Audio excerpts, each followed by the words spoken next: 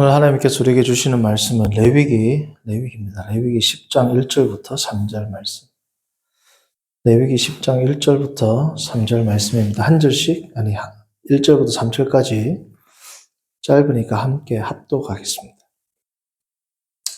아론의 아들 나답과 아비후가 각기 향로를 가져다가 여호와께서 명령하시지 아니하신 다른 불을 담아 여호와 앞에 분향하였더니 불이 여호와 앞에서 나와 그들을 삼키매 그들이 여호와 앞에서 죽은지라. 모세가 아론에게 이르되 이는 여호와의 말씀이라. 이르시기를 나는 나를 가까이 하는 자 중에서 내 거룩함을 나타내겠고 온 백성 앞에서 내 영광을 나타내리라 하셨느니라. 아론이 잠잠하니. 아멘. 레위기 10장을 얼핏 보면 두 가지의 하나님의 모습 가운데 하나님의 상충돼 보이는 듯한, 모순돼 보이는 듯한 하나님의 성품이 드러난 것처럼 보입니다. 오늘 우리가 보았던 1절부터 3절까지는 지나치리만큼 어떻습니까? 엄격한 하나님이죠. 하나님께서 명하지 아니한 다른 불을 여호와 앞에서 분향했다라는 이유만으로 어떻게 됐습니까? 불이 나와서 그들이 다 불에 탔다. 불에 삼키웠다. 우리 가운데 예배를 드리는데 예전에 순서가 좀 틀린다든지 예배 모습이 약간 잘못됐다고 해서 갑자기 막 불이 내리고 이러지 않지 않습니까? 그렇죠?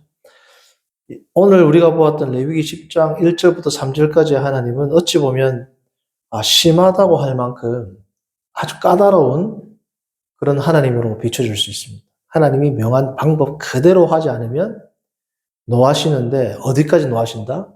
그 생명을 불살라 버리기까지 여호와의 노가 불에 비견될 만큼 큰 노를 바라시는 하나님. 언제? 하나님이 명하시는 그대로 하지 않았을 때. 매우 하나님께서 까다롭고 엄격한 하나님으로 비춰집니다. 그렇죠? 자, 그런가 하면 마지막 세 절을 보시면 18절, 17, 18, 19, 20절 네 절이죠. 자, 우리 16절부터 읽어볼까요? 자, 첫 번째 세 절은 하나님께서 지나치게 엄격해 보이고 마지막 세 구절을 보면 하나님께서 엄격하셔야 되는데 그냥 넘어가는 것처럼 보입니다. 18절. 16절부터 쭉 읽어볼게요. 모세가 속죄제 드린 염소를 찾은 즉 이미 불살랐는지라. 그가 아론의 남은 아들 엘라살과 이다말에게 노하여 이르되 이 속죄제물은 지극히 거룩하거늘 너희가 어찌하여 거룩한 곳에서 먹지 아니하였느냐. 이는 너희로 회중의 죄를 담당하여 그들을 위하여 여호와 앞에 속죄하게 하려고 너희에게 주신 것이니라. 이 속죄제물은 제사장들이 하나님께서 제사장에게 주신 것으로 그들이 먹고 취해야 되는 음식인데 먹었다 안 먹었다? 안 먹었다라는 겁니다. 어떻게 해요? 이미 다 불살랐다라는 거예요. 하나님이 나답과 아비후를 불살른 것처럼 지금 이들이 하나님께서 먹으라고 주신 속죄제물을 먹지 않고 어떻게 했다고요? 불살랐단 말이에요. 얼핏 보면 하나님한테 반항하는 것처럼 보이죠. 사랑하는 내 아들, 사랑하는 내 형제. 지금 나답과 아비후는 아론의 자손들이죠. 그러니까 지금 여기에 나오는 16절을 보시면 그가 아론의 남은 아들 엘라살과 이다말에게 노하여. 엘라살과 이다말의 형제란 말이죠. 자, 우리 형제가 명하지 아니한 다른 불로 제사를 했다는 것으로 하나님께서 내 사랑하는 형, 동생을 죽였으니 나도 하나님께서 먹으라고 한 이 속죄제물을 안 먹고 불살라 버리겠다. 자, 하나님 입장에서 화가 날까요, 안 날까요? 하나님 입장에서 화가 나겠죠. 우리 자녀들이 잘못했습니다 안 하고 어떻게 해요? 야, 너 이렇게 엄마 말 안 들을 것 같으면 집 나가. 다음 날 일어났더니 애가 집이 없어. 집을 진짜 나갔어. 아, 우리 아들이 내 말에 순종했구나. 기뻐할까? 아니면 더 화가 날까? 더 화가 난단 말이죠. 지금 하나님께서 나답과 아비후에게 불을 내려서 벌하신 사건이 끝나고 난 이후 이들은 그들에게 하나님께서 거룩한 식물로 주신 이 뭐예요? 속죄제를 드린 이 염소를 어떻게 했다고요? 다 불살랐단 말이죠. 15절 보시면, 15절 마지막 보시면, 14절 마지막 절. 내 소득과 내 아들들의 소득으로 주신 것이다. 15절 또 한 번 더 강조하죠. 이는 여호와의 명령대로 너와 내 자손의 영원한 뭐라고요? 소득이다. 자, 그런데 이 소득을 먹고 취하는 게 아니라 어떻게 해요? 불살라 버렸다. 하나님이 보실 때는 더 진노하셔야 될 겁니다. 자, 근데 17절부터 봅니다. 18절, 17절까지 읽었죠. 그 피는 성소에 들여오지 아니한 것이었으니 그 제물은 내가 명령한 대로 거룩한 곳에서 어떻게 해야 된다? 먹었어야 했을 것이니라. 아론이 모세에게 이르되 오늘 그들이 그 속죄제와 번제를 여호와께 드렸어도 이런 일이 내게 임하였거늘 오늘 내가 속죄제목을 먹었더라면 여호와께서 어찌 좋게 여기셨으리요. 19절은 다시 말하면 내 아들들이 속죄제와 번제를 드렸는데 그들이 죄를 지은 것도 아니고 예배를 드리고 제사를 드렸는데도 그들에게 이런 일이 지금 임했지 않습니까? 오늘 내가 속죄제물을 먹었더라면 여호와께서 어찌 그걸 좋게 보았겠습니까? 라고 안 먹고 어떻게 했다? 불태워버렸다. 20절. 모세가 그 말을 듣고 어떻게 하겠다? 좋게 했다. 모세가 그 말을 듣고 좋게 기쁘게 하겠다라는 건 하나님도 그 말을 듣고 어떻게 해요? 기쁘게 하겠다는 거예요. 자, 그러면 지금 이들이 이것을 먹지 않고 불사른 것은 하나님 앞에서 반항하고 하나님 앞에서 시위하는 행동일까요? 아니면 다른 의미가 있는 행동일까요? 다른 의미가 있는 행동이라고요. 다른 의미. 그러니까 하나님께서는 구약에서도 구약을 있는 그대로 율법적으로 지키는 것보다 어찌 보면 뭐예요? 구약 성경도 우리가 읽어보면 하나님께서 그 마음과 정성과 그 정신을 눈여겨봤다는 것을 알 수 있습니다. 이게 아까 10장 1절부터 3절의 잣대로 된다면 죽어야 되죠. 먹어야 되는데 안 먹고 불태웠단 말이죠. 그런데 이것에 대해서는 하나님께서 어떻게 했다? 좋게 여기셨단 말이에요. 뭐 이게 어떤 의미가 있는지는 우리가 또 다음에 알아볼 주제고 오늘 이걸 다 다루기에는 시간이 적절하지 않고 오늘은 이 두 하나님을 제가 먼저 제시하는 것으로 설교를 시작하는 겁니다. 한편으로 보면 지나치게 엄격한 것처럼 보이고 한편으로 보면 벌을 내려야 하는데 어떻다? 넘어가는 것처럼 보이는 하나님이 어떻게 보면 조금 어떻습니까? 기준이 없어 보이는 하나님이란 말이죠. 그러나 우리가 성경 전체의 교리를 살펴보면 하나님께서는 기준이 없는 게 아니라 사람은 외모를 보지만 하나님을 못 보신다는 중심을 보신다는 거예요. 두 사건 다 하나님의 율법을 어겼지만 한 사건은 하나님에게 의해서 어찌 보면 10장 1, 2, 3절이 좀 더 율법적으로 볼 때는 좀 덜 반역한 것처럼 보입니다. 뒤에를 보면은 대놓고 하나님 앞에 반역하는 것처럼 보인단 말이에요. 그러나 하나님께서는 앞의 사건은 불살라서 징벌을 했지만 뒤의 사건은 어떻다? 하나님께서 그 마음을 보시고 오히려 선하게 여기셨다. 뭐 한마디로 그냥 짧게 결론만 말씀드리자면 이 뒤에 나오는 내용은 이런 거죠. 아버지가 아들이 죽었어요. 자기 아들이 제사를 드리다가 그러면 그 예배 때 드렸던 제물을 기쁘게 먹을 수 있는 마음이 생길까요? 안 생긴단 말이죠. 어떻게 먹냐고 이걸.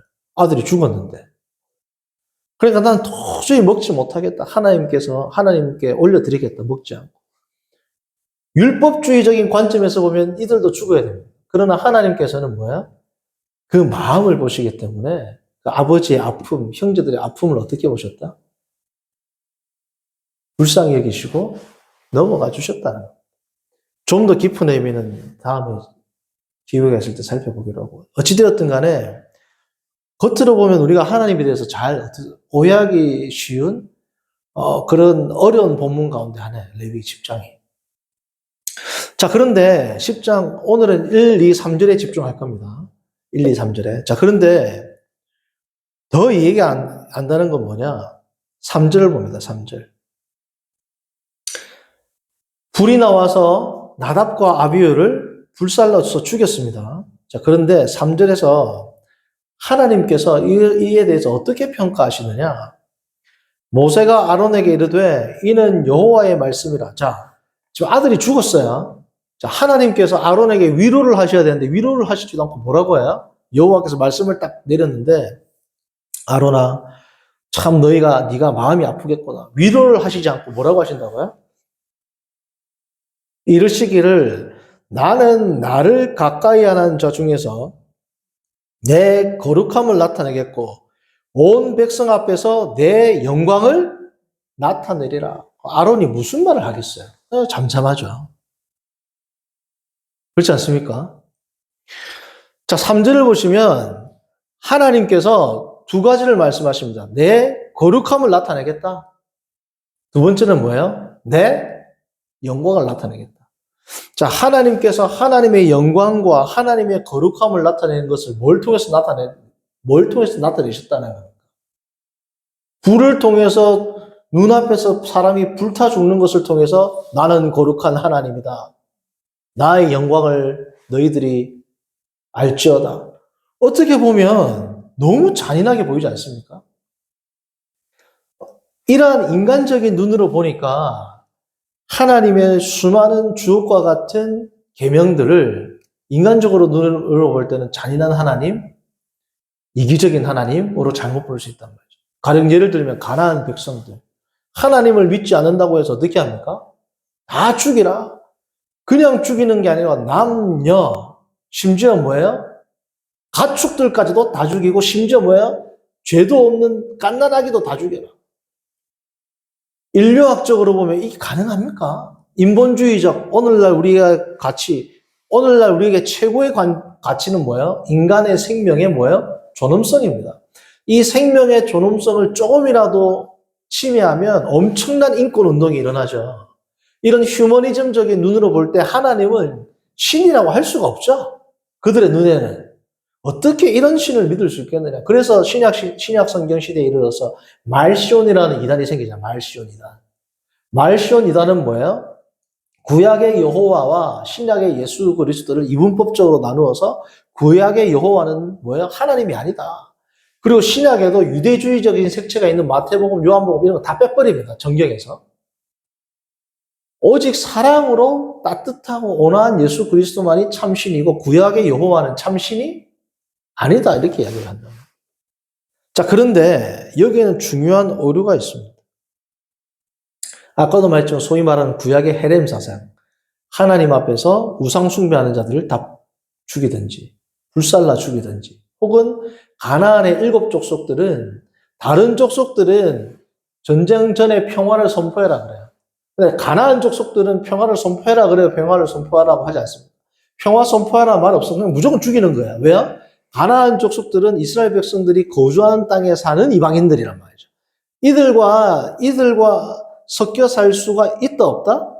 다른 변방에 있는 지역들에 있는 사람들에게는 너희가 먼저 평화를 선포하고 그들이 화답하면 그들을 죽이지 않고 평화적인 방법으로 모색하라. 신명기에 기록되어 있죠.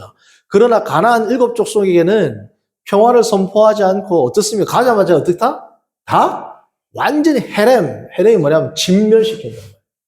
남녀, 가축, 심지어 뭐예요? 아이들까지. 응애 태어난 그 아이들을 죽이는 게 무슨 하나님이냐 이거죠. 자, 그런데 이건 우리가 어떤 관점에서 성경을 보기 때문에 그렇다? 인간적인, 인본주의적 관점에서 보는 겁니다. 인본주의에서 최고의 가치는 뭐예요? 인간의 생명의 존엄성입니다. 이 인간의 생명의 존엄성보다 더 높은 가치가 있어요, 없어요? 우리 인본주의는 없단 말이죠. 제일 중요한 게 인간의 존엄성이란 말이죠. 자, 그러나 하나님에게 제일 중요한 것은 뭘까? 인간의 생명일까요? 하나님의 영광입니까? 하나님의 영광과 하나님의 거룩함에 비견될 수 있는 건 아무것도 없어요. 하나님의 거룩함을 가린다라면 얼마든지 인간은 어떻습니까? 죽어 마땅한 존재고 하나님의 영광을 드러낼 수 있다면 인간은 얼마든지 어떻습니까? 하나님의 심판을 받아 마땅한 존재란 말이죠. 이게 뭐예요? 여기서부터 지옥의 정당성이 생긴단 말이에요. 하나님께서 아담에게 선악과를 따먹지 말라고 아니 인간적으로 생각하면 선악과 어떤 열매가 있어요. 먹지 말라 했다고 영원한 죽음을 내리는 하나님이 인간적인 눈으로 볼 때는 얼마나 어떻습니까? 그렇게 거대하고 큰 능력을 가지신 분이 엄청 속이 좁아 보이잖아요. 사람의 눈으로 볼 때. 그 열매 따먹었다고 그냥 죽는 것도 아니고 오고 오는 모든 인류가 어떻다?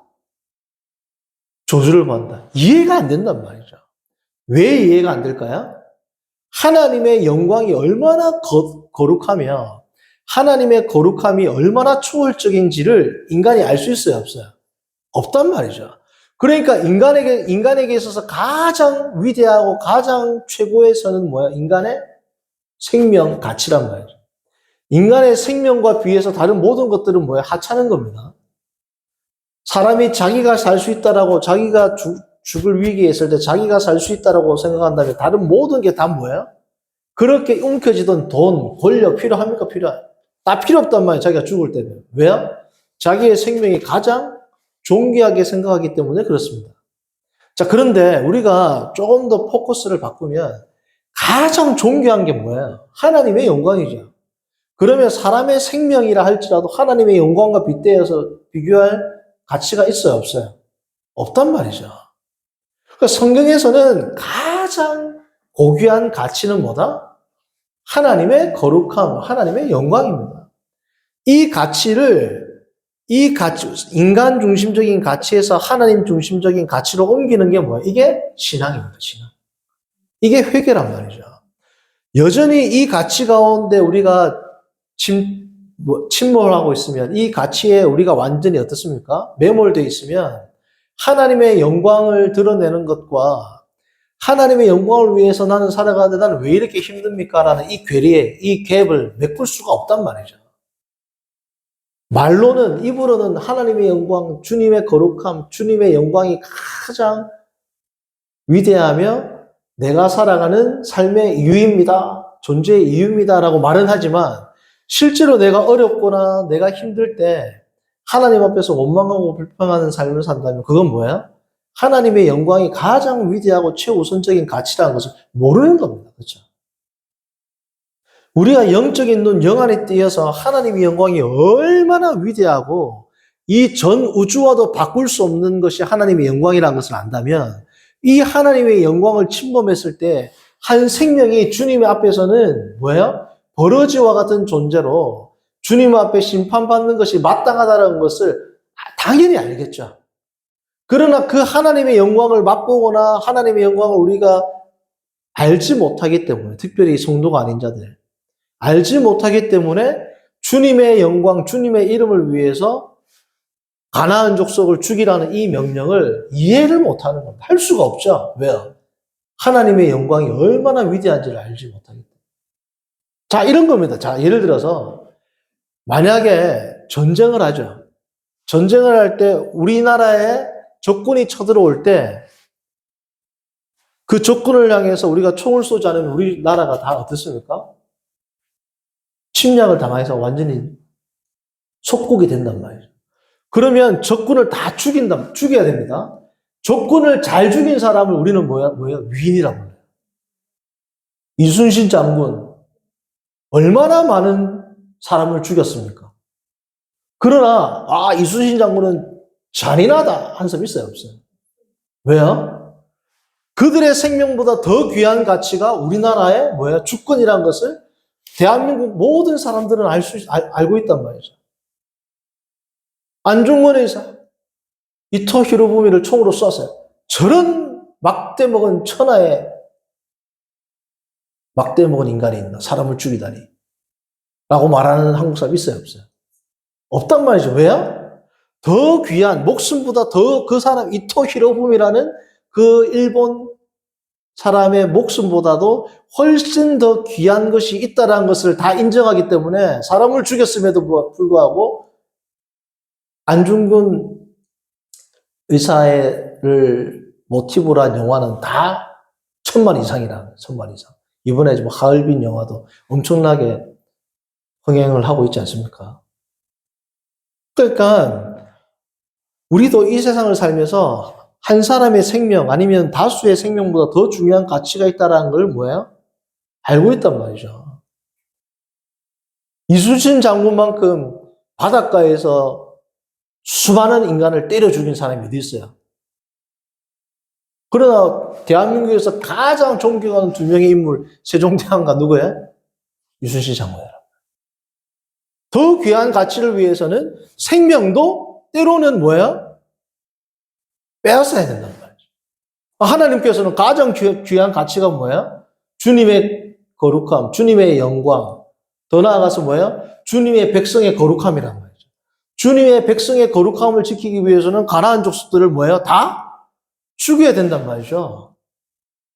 그렇다면 하나님께서 얼마나 더 위대하고 우리가 하나님께 더 큰 영광과 존귀를 올려드려야 되겠습니다. 이순신 장군에게는 어릴 때부터 아이들이 이순신 장군을 우리 기독교식으로 말하면 찬양과 경배를 하잖아요. 그런 말을 쓰면 안 되지만 그 정도로 어떻습니까? 높은 위치에 올려서 우러러보지 않습니까? 그럼 더 이것과는 비할 수 없는 우리 대한민국의 주권이라는 것과는 비할 수 없는 하나님 나라의 주권을 지키기 위해서 주님의 백성들에게 거룩함을 침해하는 가나안 족속들, 하나님의 영광을 침해하는 나답과 아비후에게 하나님께서 징벌을 내리고 그들의 생명을 취한다면 우리가 영안이 열리면 어떻습니까? 더 박수치고 더 하나님께 존귀와 영광을 올려드려야 된다. 외놈들이 쳐들어왔는데 이순신 장군들이 불쌍하다 살려줄게 이랬으면 이순신 장군이 위인이 안 됐습니다. 심지어 사람에게도 그러한 우리가 기준을 가지고 보는데 하나님의 영광에 대해서는 믿지 아니하는 자들이 이렇게 신랄하게 비판하는 이유는 뭐다? 대한민국 주권과는 비교할 수 없는 하나님 나라의 주권, 하나님 나라의 영광에 대한 그 뭐예요? 믿음의 눈이 열리지 않았기 때문에 모르기 때문에 그런 겁니다. 그러니까 믿지 아니하는 자들은 그렇다고 해도 우리가 이해를 한다고 해도 믿는 우리도 입술로는 시인하지만 뭐예요? 우리의 행위와 우리의 삶 가운데서 정말 하나님의 영광과 나의 삶의 고통이라는 이 갭 가운데 얼마나 우리가 하나님께 영광을 많이 올려드릴까요? 주님을 위해서 살았는데 고통이 조금만 오고 조금만 일이 안 풀려도 사람들도 네가 정말 주님께 기도했나? 네가 정말 주님의 뜻대로 살았나? 사람들도 뭐예요? 인간적인 잣대로 심지어 기독교인도 그렇게 봅니다. 기독교인도.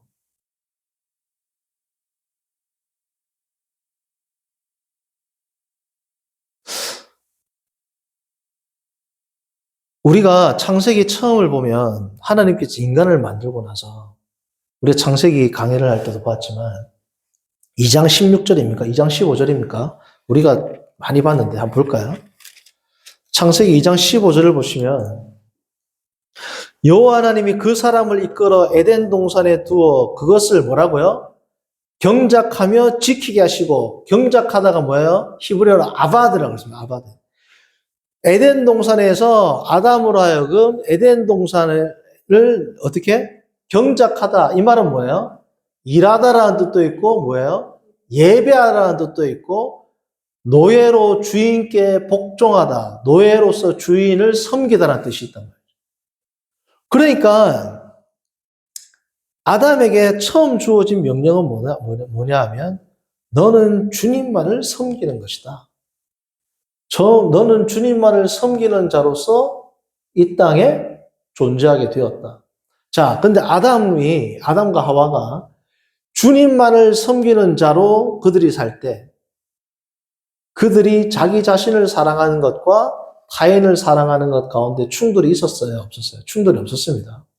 인간에게 죄가 들어오기 전에는 인간이 자기를 사랑하면 사랑할수록 그게 더 큰 선이었습니다. 죄가 들어오기 전에는.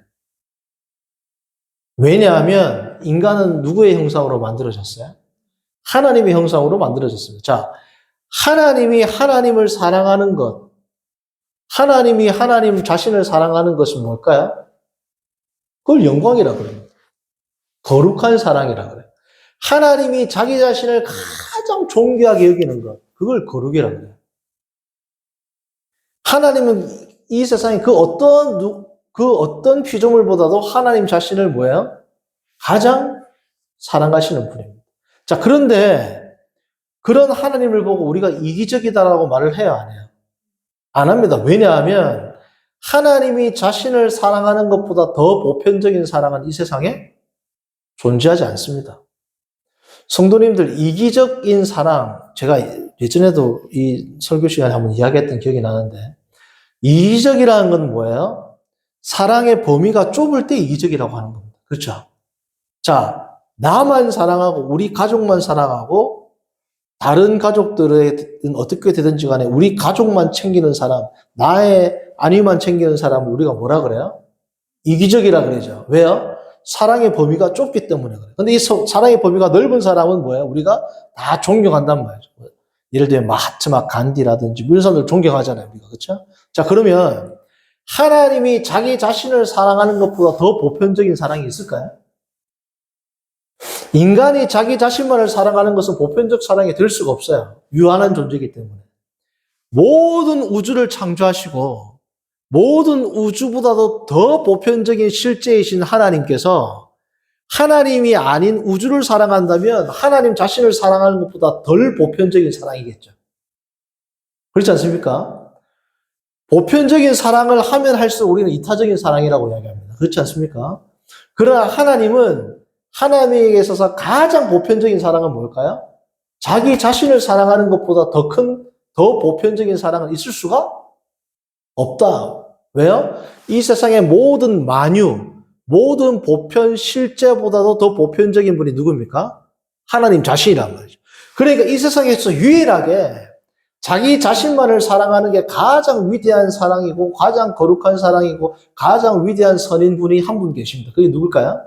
한 분 하나님이에요. 자, 그렇기 때문에 인간은 하나님의 형상으로 창조되었기 때문에 인간은 다 누구를 자기 자신을 다 사랑합니다. 자, 그런데 인간이 타락하기 전에는 자기 자신만을 사랑하는 것과 타인을 사랑하는 것 간에 충돌이 있었나요? 없었나요? 없었습니다. 왜요? 죄가 안 들어왔기 때문에. 그래서 아담이 정말 자기를 소중히 여기니까 하와를 보고 뭐라고 합니까? 너는 뼈 중에 뼈요, 살 중에 살이라. 다시 말하면 인간이 죄를 짓기 전에는 이기적이라는 이 개념 자체가 존재하지 않을 때입니다. 자기 자신을 사랑하는 것과 타인을 향한 사랑이 전혀 충돌하지 않을 때. 하나님께서 자신을 사랑하는 것과 온 인류를 사랑하는 것이 충돌해요, 안 해요? 안 하죠. 왜요? 하나님은 보편적 실제이시고 그 하나님의 형상으로 본따서 만들어진 인간이기 때문에 태초의 인간은 자기를 사랑하는 것과 타인을 향한 사랑에 전혀 충돌이 없었다. 근데 이 충돌이 어떻게 들어온 겁니까? 타락으로 들어온 겁니다. 자, 근데 이 타락은 뭐예요? 아까 보았던 2장 15절처럼 사람이 자기 자신을 사랑하는데 자기 자신을 사랑하기 위해서 가장 중요한 단서가 있습니다. 누구를 더 사랑해야 돼요? 하나님을 더 사랑해야 돼요. 이거는 처음 인류를 만들 때부터 그랬어요. 자기를 사랑하는 것이 전혀 죄가 아니었던 시대에조차도 자기 자신을 사랑하는 것보다 딱 한 존재, 더 사랑해야 할 존재가 있었으니 그게 누굽니까? 삼위일체 하나님이었습니다. 그거를 계시해 준 성경이 뭐냐? 오늘 우리가 읽었던 창세기 2장 15절에 너는 뭐야? 에덴 동산을 경작하라. 그리고 1장 26, 27절 너는 하나님의 형상이다. 형상이라는 거는 오리지널이 있다는 거예요. 그렇죠? 그러면 형상, 동상이 중요합니까? 오리지널이 중요해요? 원본이 중요해요? 오리진이 중요하죠. 그럼 사람이 하나님의 형상인 자기보다 더 사랑하고 더 우선권을 주고 더 마음을 써야 할 존재가 있습니다. 뭐예요? 형상에 오리지널, 원본이 있단 말이죠. 형상이 있단 말이에요. 그죠? 삼위일체 하나님을 본따서 만든 자기보다 더 마음을 쏟고 사랑해야 할 충분한 이유가 있단 말이죠. 그게 무슨 뜻입니까? 하나님의 형상이란 뜻입니다. 그 하나님의 형상은 어떤 기능을 하느냐? 그게 2장 15절이란 말이죠. 너는 경작하라. 경작한다는 건 뭐라고요? 단순히 일하다는 뜻만 있는 게 아니고 예배하다. 이전적으로는 예배하다. 그리고 종과 상전의 관계에서는 뭐야? 노예로 봉사하다. 뒤에 지키다라는 이 샤말이라는 단어는 뭐냐면 우리가 모세오경을 보면 율법, 언약, 절기를 지키라 할 때 뭐라고요? 이 단어를 쓴다. 둘 다 무슨 단어예요? 예전적 용어입니다. 그러니까 아담과 하와 이 당시에는 예배를 드렸더라라는 말이 없잖아요. 왜 없을까요? 예배와 삶이 인간이 타락하기 전에는 어떻습니까? 하나였습니다. 일치했습니다. 인간이 타락하고 난 이후에 뭐예요? 제사 제도가 들어온단 말이죠. 이때에는 예배와 삶이 예배고 예배가 삶, 우리가 말하는 가장 이상적인 삶을 살고 있었다는 말이죠.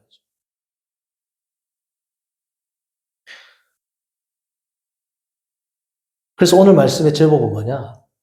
기독교 기쁨주의입니다. 기독교 기쁨주의.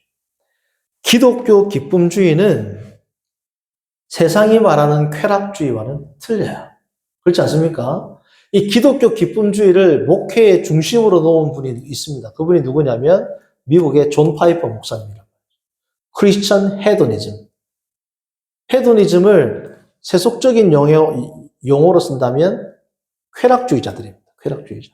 근데 기독교 쾌락주의하면 좀 의감이 이상하잖아요. 쾌락과 기독교 기쁨주의의 가장 큰 차이가 있습니다.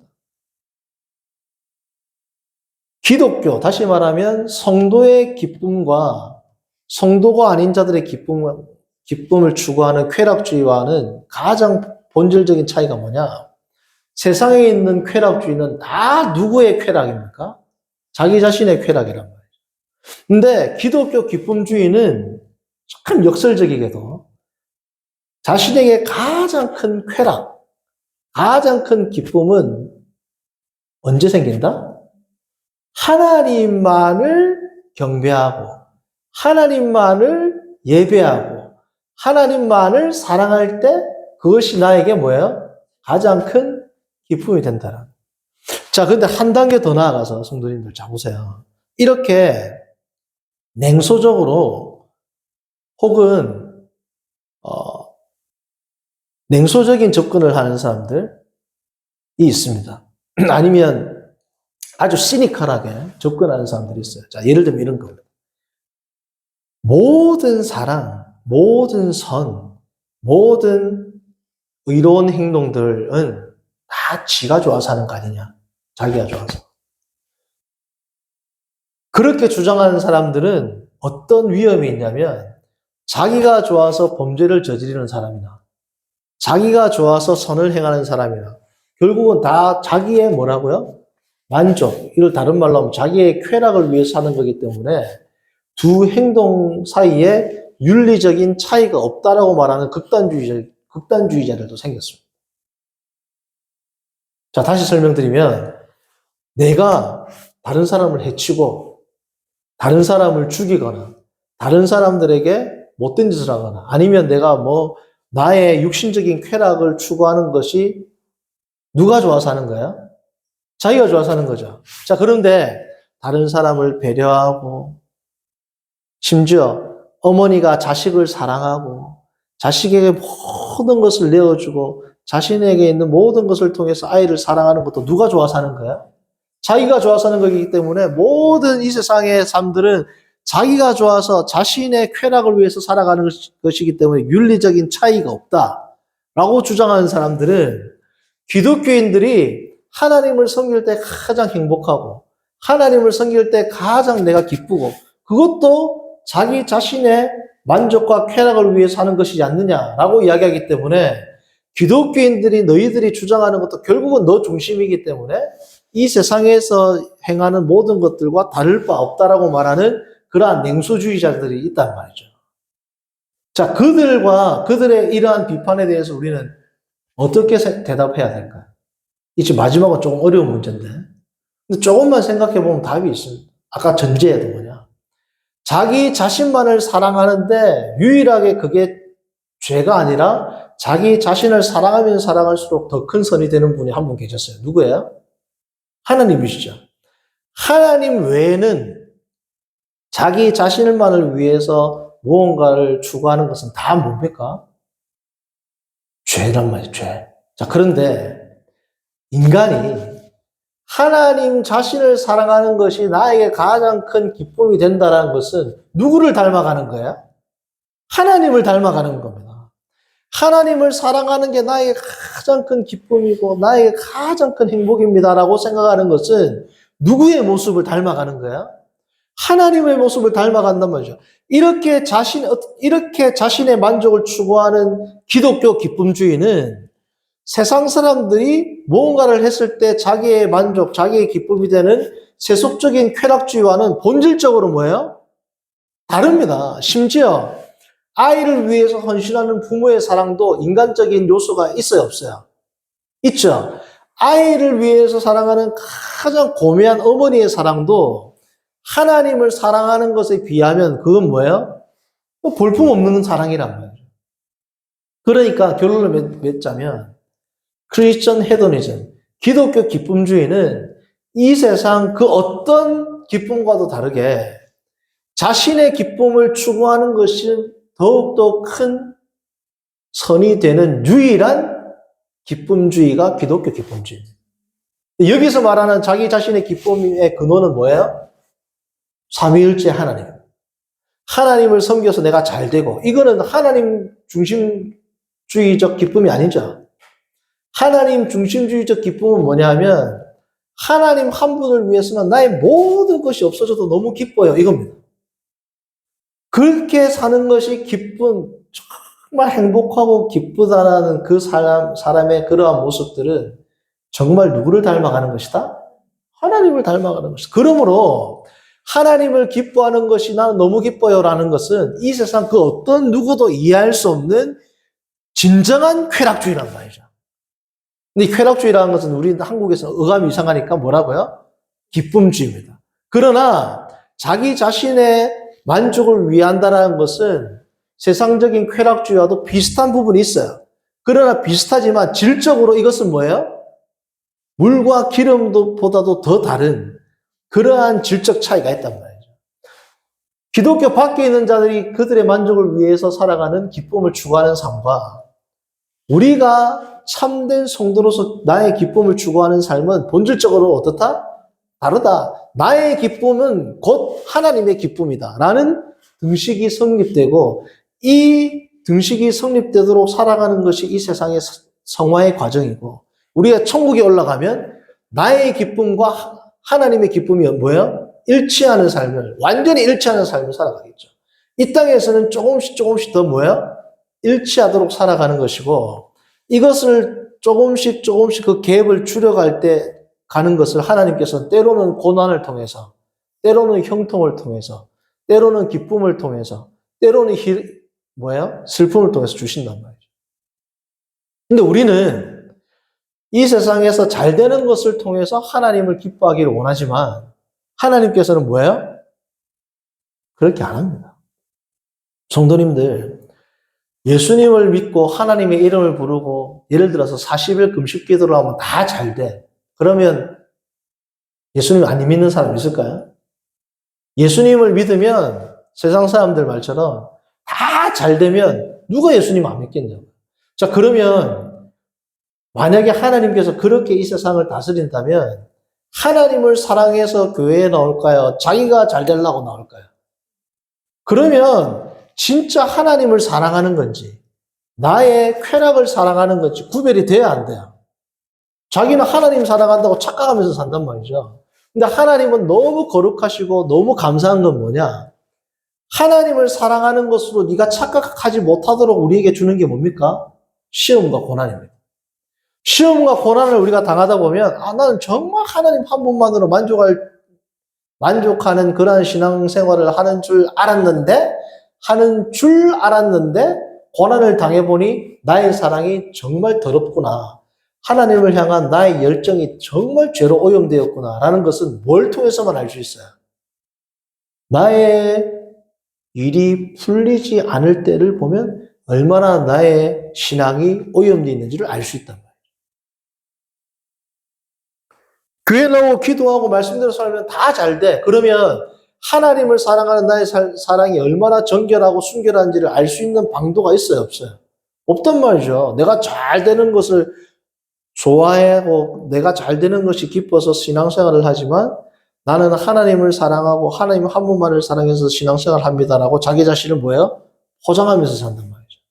그런데 불시험이 확 와고 불이 막 오니까 불순물들이 다 적어나고 보니까 내 믿음이 있다 없다? 너무 보잘것없구나. 그걸 언제 알 수 있어요? 시험. 그리고 그 시험이 극심하면 극심할수록 시험의 강도가 강하면 강할수록 나의 불순물들이 더 잘 보인단 말이죠. 그러니까 성도님들 크리스찬 헤도니즘, 기독교 기쁨주의로서 우리가 살아갈 때 고난이 강하면 강할수록 기뻐야 됩니다. 왜 기뻐야 될까요? 나의 사랑에 불순물들이 빠지는 거야. 하나님을 향한 나의 유일한 기쁨의 원천이 하나님입니다라는 이 신앙의 고백이 점점 더 순결해지고 더 아름다워지는 과정이 있는 겁니다. 뭐 할 때? 내가 말씀대로 사는데 더 깊은 수렁에 빠질 때마다 난 어떻게 된다?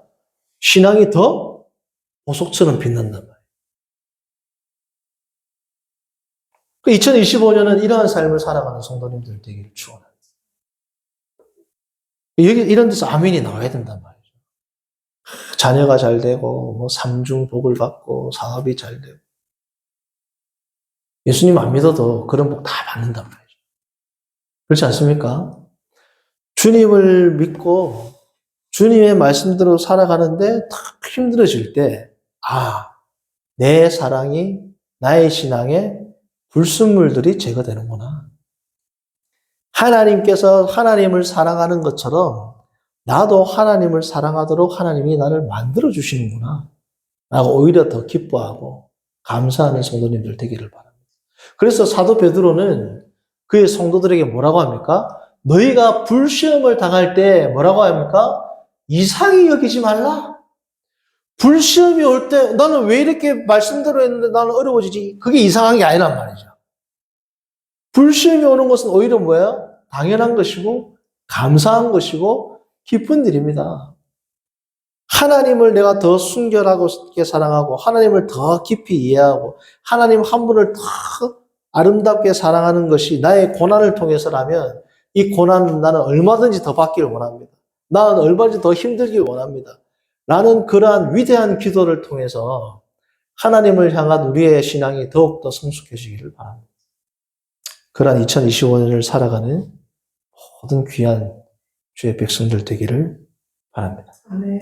이 시간 기도합니다. 선하신 하나님 아버지, 오늘 우리가 송구영신 예배의 말씀으로 주님 한 분만을 사랑하는 위대한 신앙, 아름다운 신앙, 순결한 신앙을 위해서는 나의 고난과 고통도 감사하고 기쁜 것으로 여기는 참된 크리스찬 헤도니즘, 기독교 기쁨주의에 대해서 우리가 다시금 생각하고 정리하게 하심을 감사합니다. 2025년은 정말 주님을 더 깊이 알아가고 더 주님을 뜨겁게 사랑하기 위해서 시험도 기쁨으로 감당하고 시험 올 때 더 하나님을 찬송하는 세상이 감당치 못할 위대한 성도들로 주님 앞에 세워지는 귀한 한 해 되도록 인도하여 주옵소서. 예수님의 이름으로 기도합니다. 아멘.